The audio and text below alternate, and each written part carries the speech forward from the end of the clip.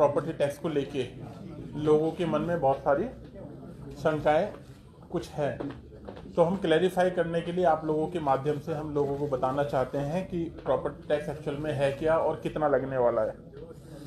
बहुत से लोग, एक तो सबसे पहले ये समझ लें, जब हम बात करते हैं किसी भी कानून की, किसी भी चीज़ की, मुझे याद है आप लोगों में से कुछ लोगों ने पूछा था कि साहब जब आप एंक्रोचमेंट हटाते हो तो जो ये जैसे और देशों में होता है आप हमारे यहाँ क्यों नहीं करते हो, रेगुलराइज क्यों नहीं करते हो, सो एंड सो फोर्थ।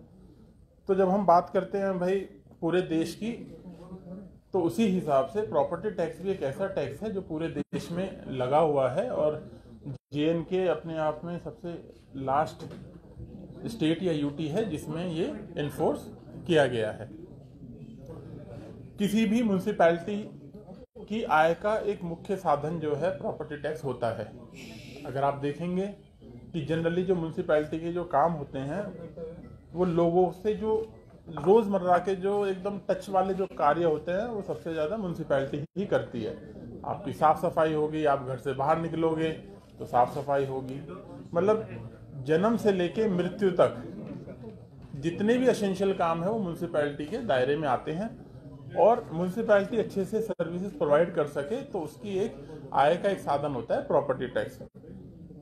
और ये एक तरह का प्रोग्रेसिव टैक्स होता है जिसमें आप जो गरीब होता है, मतलब आप ऐसा नहीं लगते सब पे एक समान लगाते हो, जो गरीब होता है उस पर कम लगता है और धीरे धीरे उसके हिसाब से बढ़ता है। सबसे पहले जनाब ये कोई नई चीज़ नहीं है, पूरे देश में लगती है और JNK यूटी में सबसे लास्ट में लगाया जा रहा है। सेकंड, सर ये हर महीने नहीं देना है, ये साल में एक बार देना होता है। तीसरी चीज़, जो भी इससे पैसा आएगा, मान लीजिए SMC का एरिया है तो जो म्यूनिसिपल कॉरपोरेशन श्रीनगर है ये उनके अकाउंट में जाता है, ये कंसोलिडेटेड फंड में नहीं जाता है। उसी तरीके से आप सोचिए मेरे दूर दराज की कुलगांव की अगर मेरी म्यूनिसिपल काउंसिल है तो जो वो पैसा जाता है वो उसके अकाउंट में जाएगा। कुलगांव भी मेंटल सेक्रेटरी था उस जिले का, मैंने देखा है वहाँ पे लोग छोटी छोटी चीज़ों के लिए बोलते थे कि साहब ये रोड जो हमें बनाना है या नाली हमें बनानी है, तो उसके लिए पैसे की उन्हें कमी होती थी। वहाँ पे ये जो पैसा जो आएगा वो उसी काउंसिल के अकाउंट में रहेगा और वो वहीं उसी जगह ही इस्तेमाल होने वाला पैसा है। तो एक तरीके से आपकी डायरेक्ट अकाउंटेबिलिटी रहेगी। आप ये भी मानोगे कि जैसे ही आपसे यूजर चार्जेस लिए गए डोर टू डोर कलेक्शन के, आप सब लोग इस बात को मानेंगे, ये ओपिनियन नहीं है, ये फैक्ट है।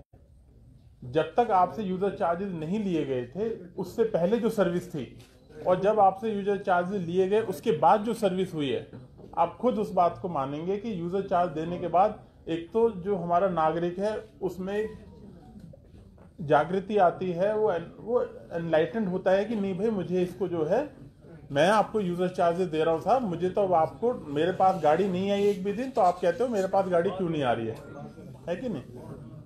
तो इसे एक जागृति आती है। और जहां तक रहा JNK के कंटेस्ट में 1000 स्क्वायर फीट तक की जो प्रॉपर्टी है, अच्छा नंबर 1 ये तो आपको पता ही है केवल अर्बन एरिया में ही है, रूरल एरिया में बिल्कुल भी नहीं है। दूसरा, अर्बन एरिया में अगर कोई एग्रीकल्चर लैंड है वो इससे बाहर है। तीसरा, जो 1000 स्क्वायर फीट तक का जिसके पास अपना मकान है वो इससे बाहर है। लगभग 1/3 से ज्यादा जो हमारे हैं वो इससे ऑलरेडी बाहर हो जाते हैं। 4th पार्ट इसका जो आप देखोगे, अगर मान लो आपको किसी प्रॉपर्टी के लिए 100 रुपये देना होता है श्रीनगर म्यूनिसिपल काउंसिल में, कॉरपोरेशन में, तो आपको जो काउंसिल में है वो 75 रुपये होगा उसके कॉरेस्पॉन्डिंग, अगर कमेटी होगा तो केवल 50 रुपये होगा।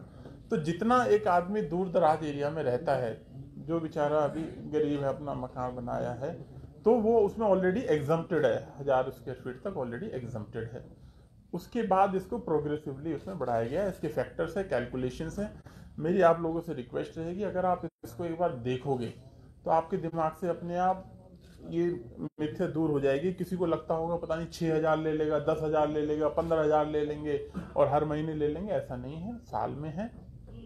JNK में सबसे लास्ट में लगाया जा रहा है, पैसा लोगों के तुरंत उनके इस्तेमाल के लिए उन्हीं की कमेटी के हाथ में रहेगा।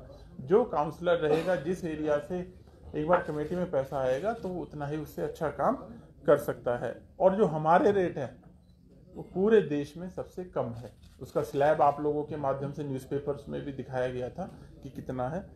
अगर मैं इसमें सिर्फ श्रीनगर कॉरपोरेशन है, इसमें क्योंकि कुछ एरिया आप जानते हैं श्रीनगर में भी कुछ पॉश एरिया है, किसी के सर्कल रेट बहुत हाई होते हैं, किसी के सर्कल रेट बहुत कम होते हैं। तो एक रेजिडेंशियल एरिया जो है मान लो 1500 स्क्वायर फीट तक है तो वो 100 रुपये से लेके 1150 रुपये तक जाता है, मतलब मैक्सिमम अगर किसी का सर्कल रेट है। इसका जितना आपका बनता है उसके लिए एक कैलकुलेटर डिजाइन किया जा रहा है जो वेबसाइट पे दिखा दिया जाएगा, जिससे आप लोग भी खुद एक बार उसे देख सकते हैं।